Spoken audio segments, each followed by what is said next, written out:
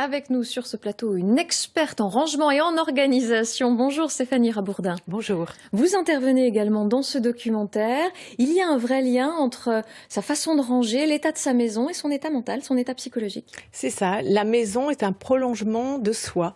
Donc quand elle est encombrée, quand il y a des foyers d'encombrement, des piles de papier, des piles de linge un petit peu partout, eh bien on donne trop d'informations à notre cerveau et lui aussi devient encombré. Alors ça dépend, on l'entend, il y en a qui aiment bien être bordéliques, ça les rassure. Oui, les objets rassurent, ils forment un périmètre de sécurité, mais ils bloquent également.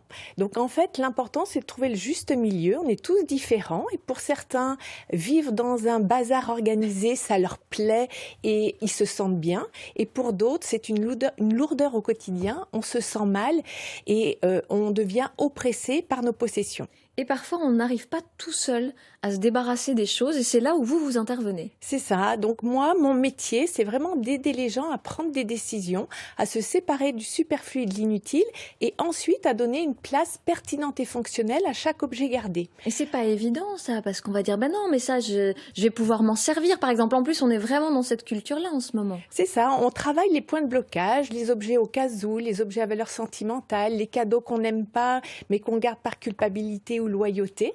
Donc petit à petit, on avance et l'important, c'est je transmets la méthode de désencombrement, de rangement et on va au bout de la démarche.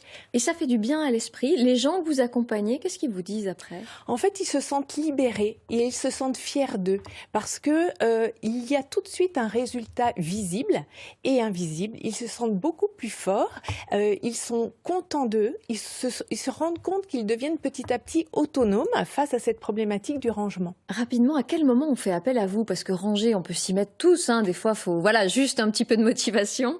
Alors en fait, on m'appelle parce que les gens ont l'impression de ranger sans cesse et le désordre revient systématiquement.